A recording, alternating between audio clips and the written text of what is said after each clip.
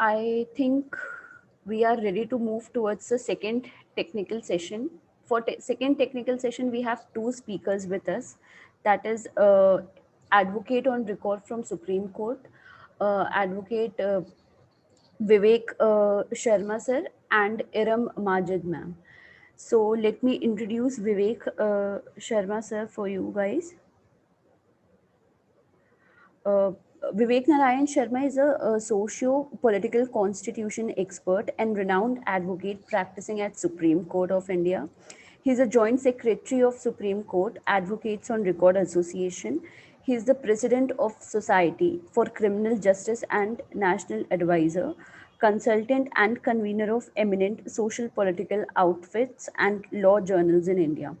He is also an advisor, that is legal advisor to Indo-Canada Chamber de Commerce (ICC) Indian chapter. He is one of the most popular, most discussed, and most read columnists for Times of India and Economic Times. We welcome you, sir.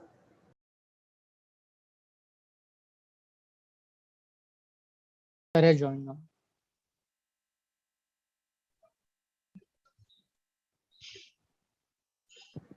We welcome you, sir, for our last technical session. Yeah, And pleasure. yeah. So I have already given your introduction, sir. I'll repeat.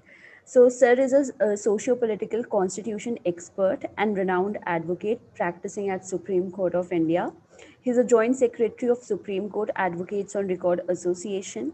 He's the president of Society for Criminal Justice and national advisor, consultant and convener for eminent social political outfits and law journals in India. He is advisor to Indo-Canada Chamber de Commerce. He is one of the most popular, most discussed, and most read columnists for Times of India and Economic Times. We heartily welcome you for your session, sir. Yeah, over to you, sir. It's a pleasure to connect to all of you today, this sunny afternoon in Delhi. I suppose there will be people from various places in India and outside. So the topic is really has a relevance in today's time with regard to evolution of ADR towards ODR and its forthcoming. The organizers of today's program have really chosen the right skill to be developed in future for all the youngsters who are going to join the litigation and the bandwidth of the litigating lawyers or even the advisory consultancy. Because in the coming time, you will see that there will be a lot of influx with regard to the expertise that people are going to have in relation to mediation, conciliation, and arbitrations. Because there are mainly means the core litigation. If you look at the core litigation, business to business is the mass money producing litigation. Then it comes to business to consumer. Business to consumer is a litigation where, of course, the money matters are not very high, but at the same time, the stakes of basic livelihood of people, day-to-day affairs are really really the daily occurrence. So the volumes of B2C are much higher as compared to the numbers of B2B. But at the same time, the transaction value, if you look at the transaction value, one must know that India is ninth in rank in terms of the spendings in B2B and B2C together. B2B had been the total spending had been $26 trillion in a year. On the contrary, B2C, the spendings had been $4.6 trillion globally. And India ranks ninth with a total spending of $6.7 trillion in B2B and B2C, means business to business litigations, means all included mediations and arbitrations, litigations. And similarly, means B2C, business to consumer. So if you look at the phenomena, that number of cases which would fall in B2C would be much, much higher than the number of cases in B2B, business to business. But the quantum of money which is there is $26 trillion as compared to $4.6 trillion in B2C. So in these times, the process of ODR takes a very relevant stage for various reasons.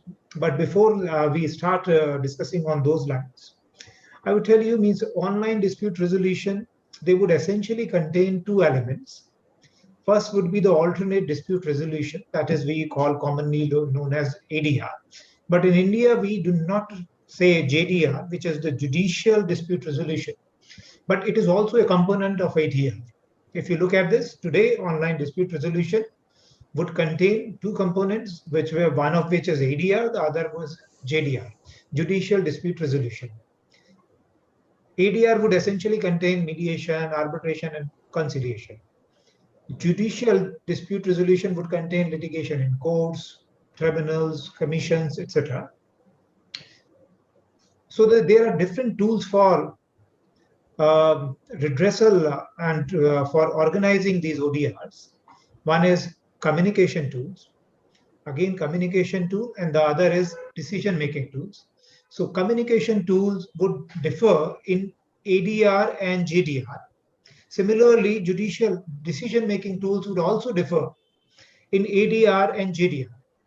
So while communication tools would usually include emails, internet forms, communication, videos, etc., decision-making tools essentially contain artificial intelligence, which is not usually not employed in India as of now, but in several of the countries, the artificial intelligence is already being used, tested, and being started to be used. So when we talk about the tools are used differently in ADR and JDR, so I have just chalked out something for your ease and convenience. So as I told you, ODR would have two component communication tools and decision-making tools. I will talk about the communication tools, which is email, internet forms, communication, video, etc. So it would also be divided in two parts, one for ADRs and the other for JDR. So for ADRs, digital mediation or conciliation or digital arbitration platforms. And for JDR, it is the e-registry, e-filing, and similarly video pleadings, video arguments. So any document has to be filed. It can be e-filed. Supreme Court has started. Various courts are using this particular platform. Today, we are sending all things by way of virtual media because of the pandemic. Similarly, decision-making tools, now it is very interesting to note. As I told you already, decision-making tool would contain artificial intelligence. Again, when it is divided in these two components, alternative dispute resolution and judicial dispute resolution, ADR, JDR. So for ADRs, these tools are used for analyzing the case file, organization of the negotiation, evaluation of the proposals made by the parties, and suggestions. So in ADRs, this artificial intelligence, this decision-making tool can be utilized in these n number of manners, but these are some of the examples I have called out for you. Then for judicial dispute resolution, these decision-making tools can provide assistance to the judge in analyzing the case laws, and also predictive justice, predictive judgment, like the analysis of the file has been done. So I was talking to a counterpart in Canada in a couple of months back. So the Canadian government has already started using some judicial files by way of using the artificial intelligence and coming on the predictive judgments as to what should be. And then those judgments, once the artificial intelligence used tools provide you the judgment on the basis of the pleadings of the parties, thereafter those judgments are vetted by the sitting judges. And in 99.9% of the cases, it has been found, means they have just left this 0.01% just for any untoward thing, that the decision made by the artificial intelligence was as good as a judge actually sitting there. So all the judges concurred who were analyzing this particular test that the judgment given by the artificial intelligence were very much in the same tenor as they would have themselves given. So we talked about ODR. They have been these are the two things. Then So, right. how do you think that can artificial intelligence be as useful in solving family matters in India as well? Yeah, surely it can be. The only thing is that we need to employ the Indian families. Like Indian food is a little more complicated, so we would need better tools for the artificial intelligence, because the complication within the relationships, they are very strict. The Hindu law, then succession law, there are some complicated formulas, but it is not as if those formulas cannot be put in and then values can be derived out. So values can be derived out as many formulas there can be. The resolution is already always possible. Artificial intelligence can be utilized for Indian process, but of course it would take time, because those kind of research and experiments are required to be carried out in Indian scenario. Yes. So this being the tools, we talked about the tools. Now you must know that back in the internet penetration, before I am going to come on the online dispute resolution as such, means of course we know, we have talked about it, ADR and JDR, two forms are there. So in such a scenario, now that last around 15-16 months, courts are closed. Mostly it had been the virtual courts which were going on, and no personal meetings, and similarly mediations were going online, arbitrations were going online. So what is the relevance that people are driving from the online processes? So the data projects that back in 2007, India, the internet penetration in India was 4%. And back in 2020, it had been 50%. So look at the figure. In 14 years, in 13, 14 years time period, India has breached the mark of 50% with regard to internet penetration. But the difficulty is what happens to those 50% who do not have the penetration. If they have some cases, they are not tech savvy, then how do they really approach the judicial system or justice delivery system? So that difficulty has to be omitted. So this brings me to talk about there are certain disadvantages. There are advantages and disadvantages of the online judicial system, online dispute resolution process. Some of them would be, I would talk advantages and disadvantages simultaneously to make a contrast between them. So, for example, there is an advantage of no travel hazard. From the home, sitting at home, you can carry out any meeting, you can appear before the court, you can meet people, you can discuss, you can have conference, you can do all those things which you are going to court for, or the commissions, or the mediation, or the arbitration. So all things you can do by sitting at home, no travel hazards. But compare it with, suppose you have a very bad bandwidth or no bandwidth. So then what happens?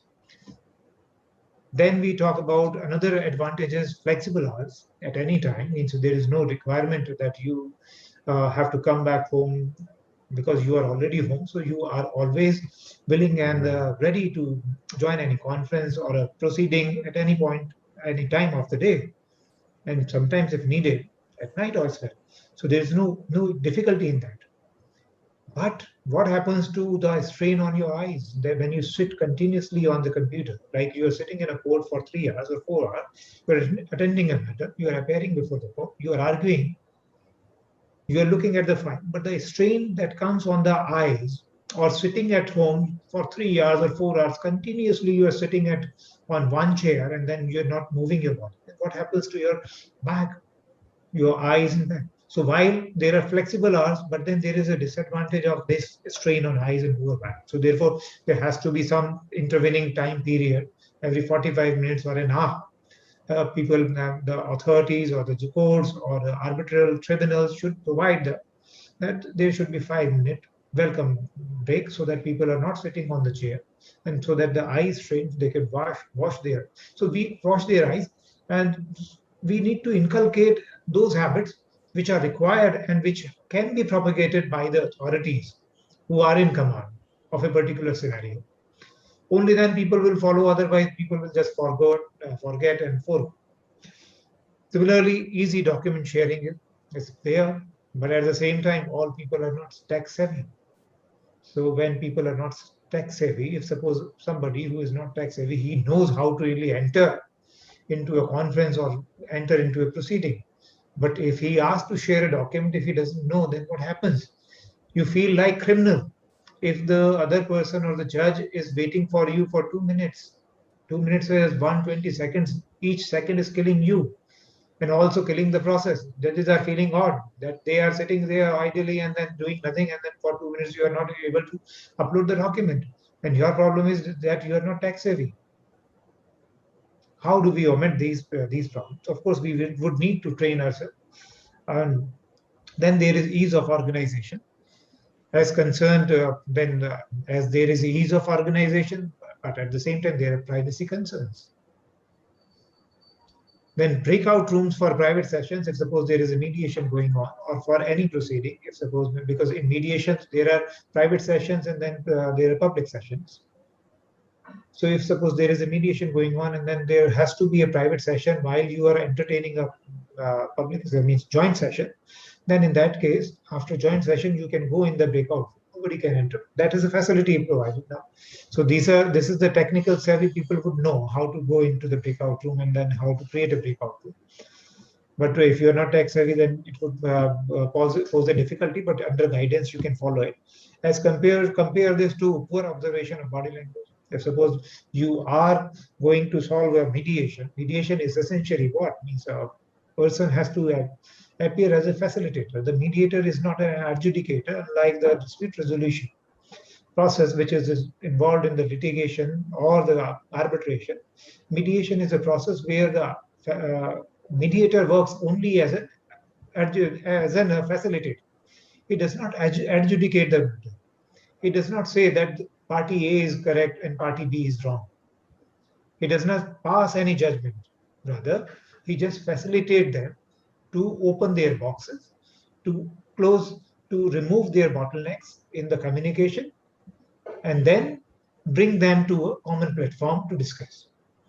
He makes them to hug each other, though they may feel enemy with each other. So that's what happens. So shorter meeting is another one. The shorter meeting focused on task is another very good advantage, because you don't spend time, because there is no off conversation, but at the same time, then off conversation is also the human nature. So you are being taken away from your nature. You feel good about gossiping, about talking, what happened in that court, what happened, what that judge had done, what that counsel has done. So these are court gossips, not only gossip, but these have the relevant information also at times. So one has to judge what is relevant and what is gossip. But at the same time, these conversations are very important to understand the nuances of the court functioning, litigation functioning, and then arbitration and all the judicial processes. What is happening in the corridors is very, very relevant and important. So that is a miss. While you would be focused on your task, there would be short time period, but at the same time, you're going to miss some of them. And many of them, rather not some of them, but many of them, while you are using the online dispute resolution process. Time saving is a great advantage, definitely, but then lack of degree of reassurance, handling emotions. Main communication tools are eyes and language in the online dispute resolution. So you can look at my eye, you can look at my little bit body language, but you are not able to see where my hands are, whether I'm using this or whether I'm sitting idly. So while in mediation, while you're judging a situation, while a judge is cross-examining a person, or while the other party is cross-examining a person, he has to contribute, he has to take in view various contributing factors. And body language plays very, very important role. So while you are doing a cross-examination, you will not be able to see the body language of the person who is sitting there, unless the person is standing before you, in front of you on the screen. I don't know means how this is going to, but even then you are going to miss the basic breadth of the person, the basic presence, the aura that is present in there. Whether he is fearful, he may conceal all those aspects. So you may really will have to forego those nuances which are required for you to win a case. So these are the advantages and disadvantages. There are certain things. Uh, Now we will talk about in what manner online dispute resolution can be beneficial. Like cross-border family matters, business dispute, it can be very effectively utilized. Cross-border means somebody sitting here in India, another person sitting in Bangalore, in London. They have some problem, they have some family dispute, or they have sometimes the family disputes are not only family dispute, but they are business disputes as well. And many a times there are business disputes between two parties. They can't come to a parlance, then therefore they have initiated a mediation or an arbitration. Then those people do not require to really leave their place from one place to go from one place to another place. So sitting at their base, they can contribute in the proceedings, and they can just help the arbitrator or the mediator to help them or adjudicate the matter. So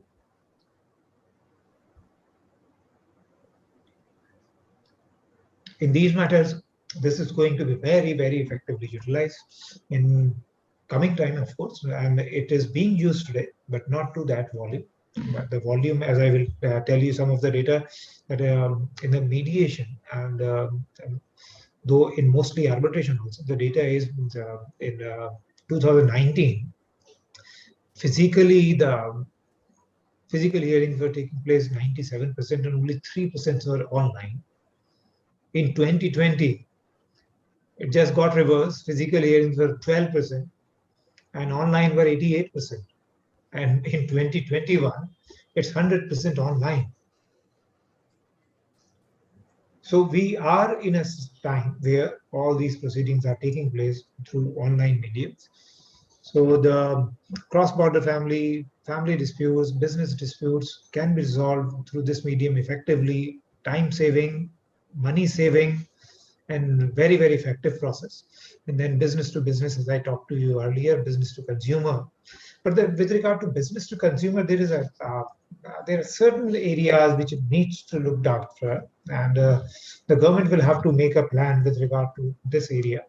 Now the mediation is provided in the Consumer Protection Act, also in the newly incorporated Consumer Protection Act. So social justice is an area of concern. How?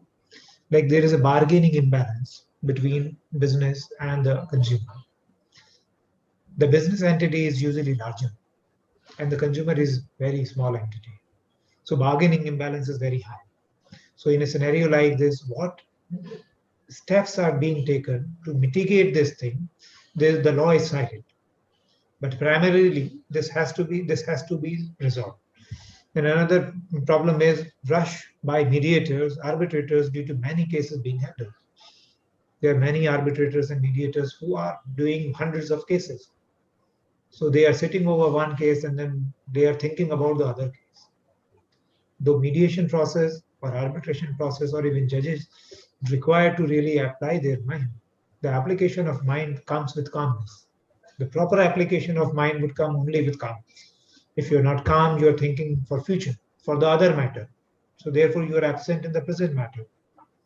So therefore, whatever is being told to you, whatever is being examined, placed before you, you would not be able to examine in proper parlance.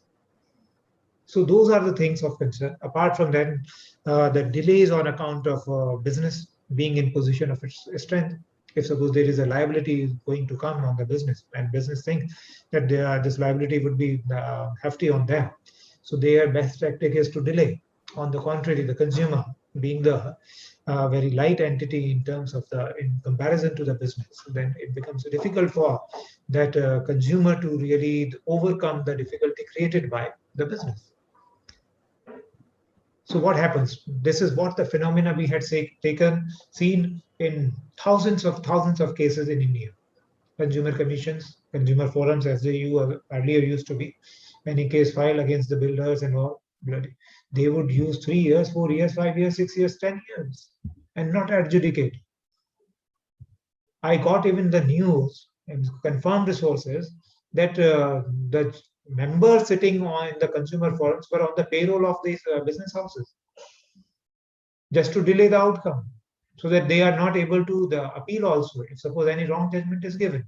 In the shelf life of the individual who has spent their money, who have spent their money, then it just go on waste for them.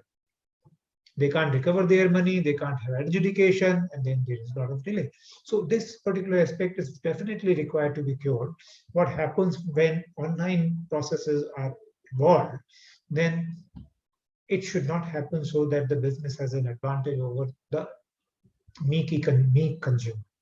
The mighty business should not have an advantage over the meek consumer. So chances of defeat of a consumer being too much unequal in position. So unequal position somewhere means everything boils down to the position of strength and inequality in their appearances, in their ways, in their presence. So these things are required, and therefore the mediators, the arbitrators, and the judges should be immunized to provide them the right reports.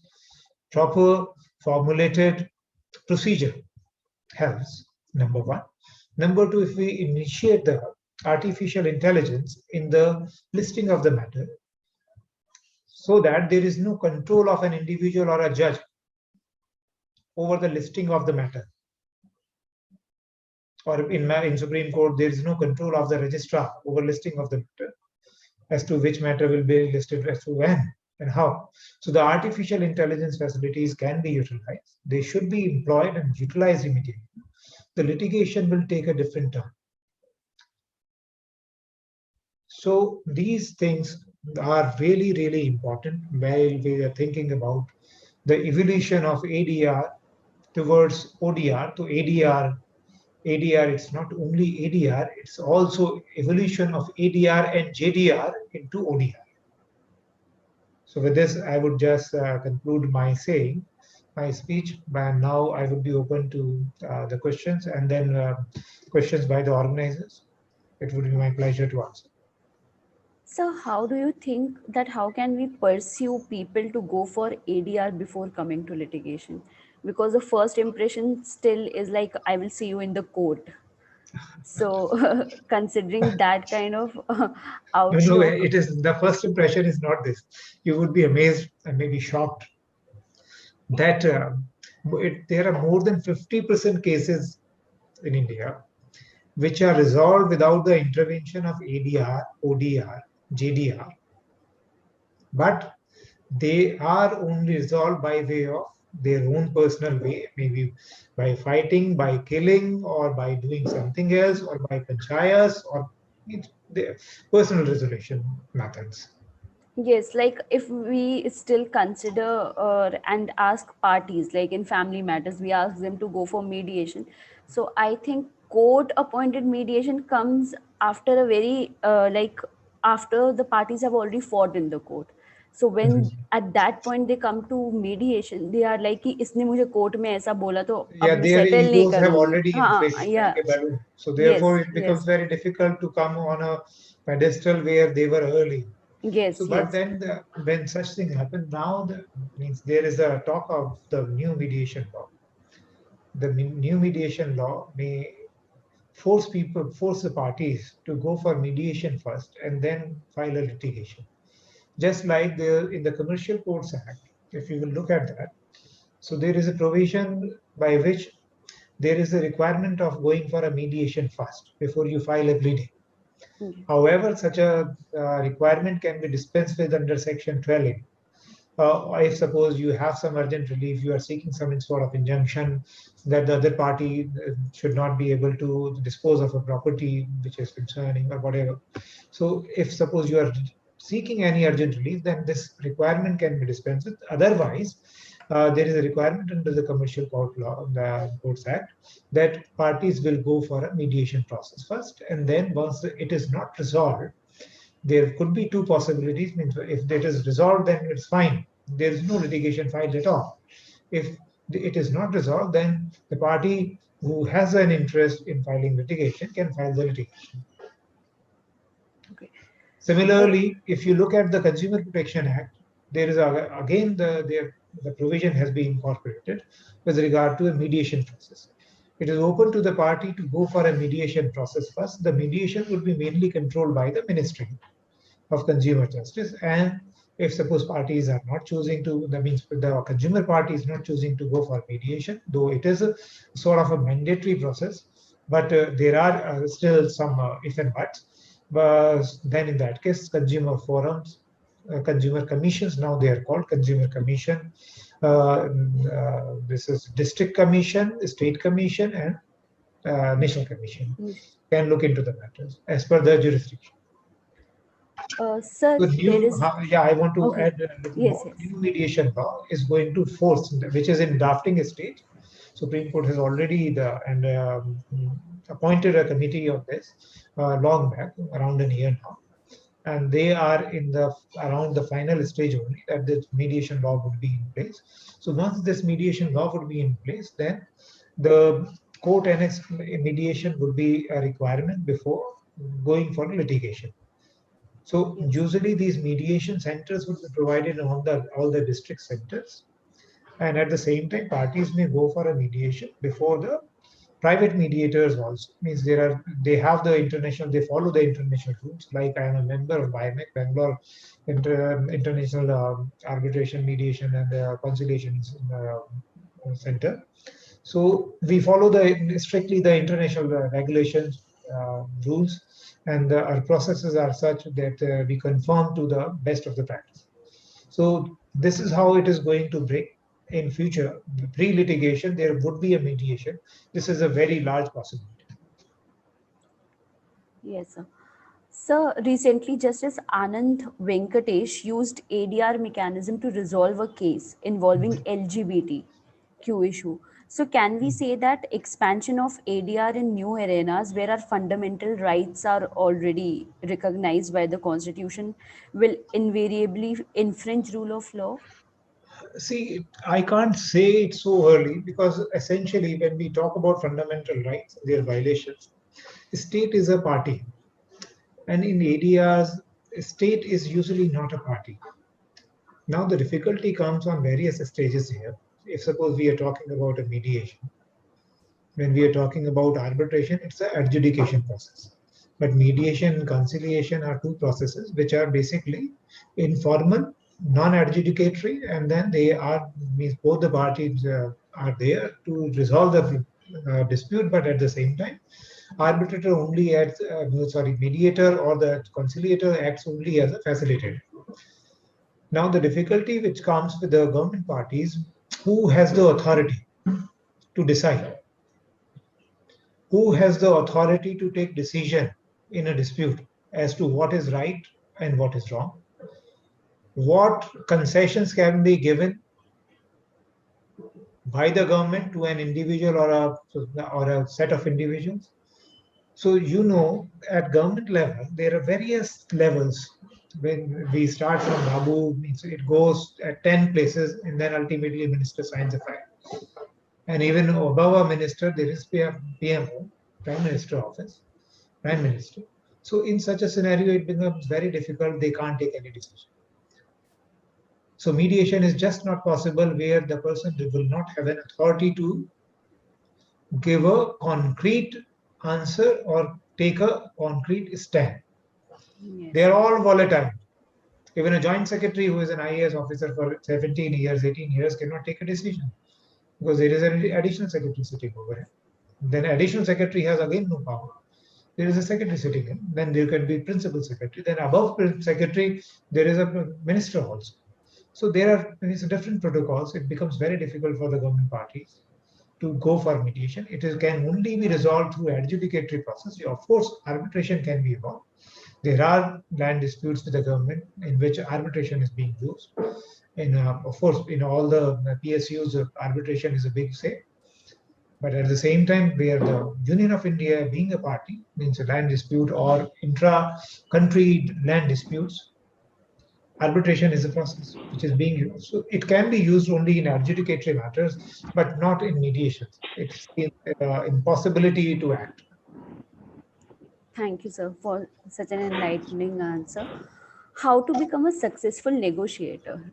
Like, negotiation is still a coming up field, and many people are not really very aware that how they can be a successful negotiator, or what Hmm. are the qualities required for being a negotiator. See, soft skills are very much essential. Your diplomacy should be good, but at the same time, what is required? What is the foremost thing? When two parties, you are sitting with two parties, being in the position of a mediator, that's one position. The other position is that you are negotiating with one party. So negotiation is involved in both the processes. So in first case where you are working as a negotiator, but in the form of a mediator, so you must be unbiased. You must not decide who is right, who is wrong. You must always see what the other party is saying, hear out both the parties, reframe their, that means what when they you have heard them, just consolidate what you have heard by way of reframing, by way of telling them that you have told me this. Let them come, means, first agree to what you have heard and how you have heard, what you have understood from their hearing.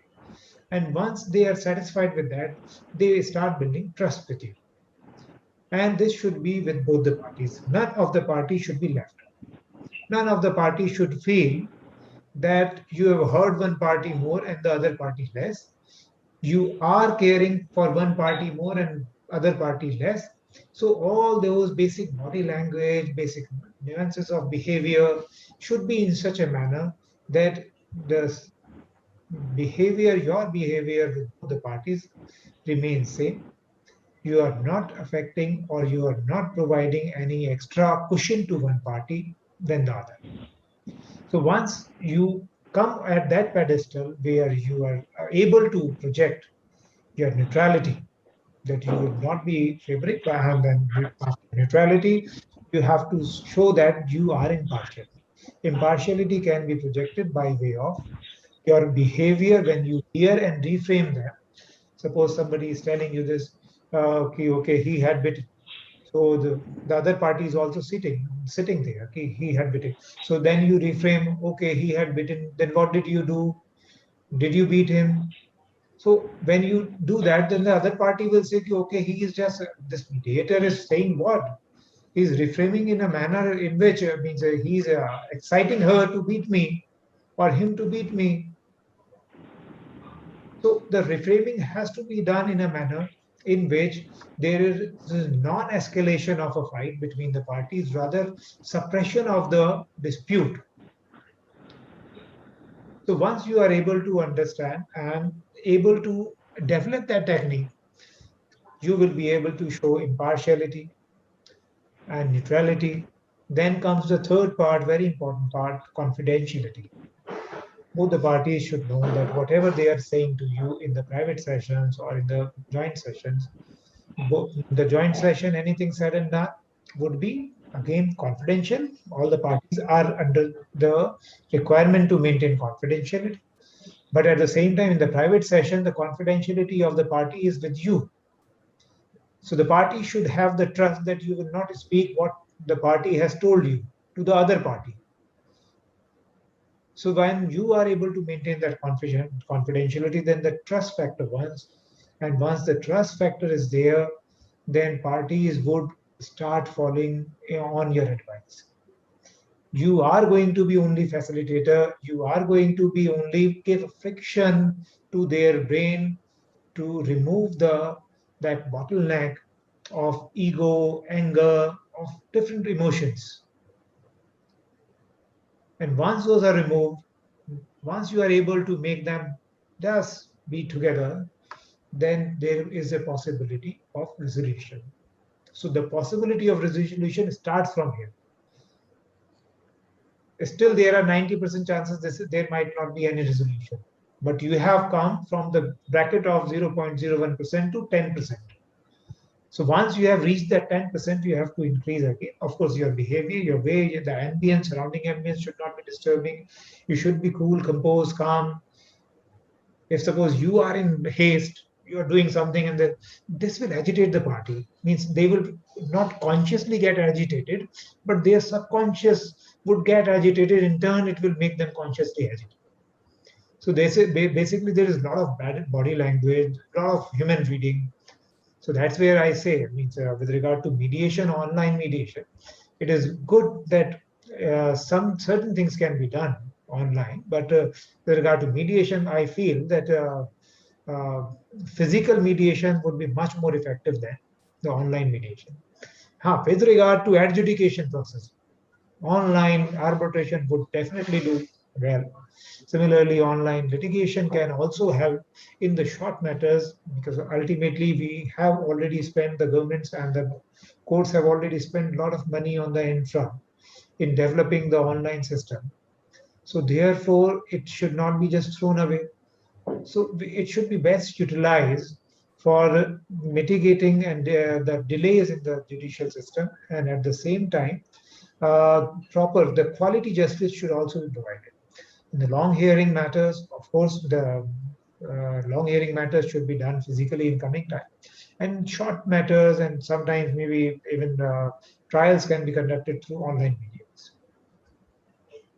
Thank you, sir, for such an enlightening insight. I request if there are any questions from the attendees, then we can take few questions. We have 5 minutes. It's It a would. pleasure. Once again, I think some question has come. Yes, sir. Can we say that ODR is what we call access to justice at the doorstep? Doors. Surely, there is another way to explain this phenomena. Definitely, it is at your doorstep. With this, I think we can conclude this session. Yes, sir. Thank you for your time and thank you for such an Pleasure. enlightening session. My Hope to best keep wishes. learning. Yeah, hope to keep learning from you ahead. Thank you, sir. Pleasure. Namaskar. Thank you. Thank you, sir.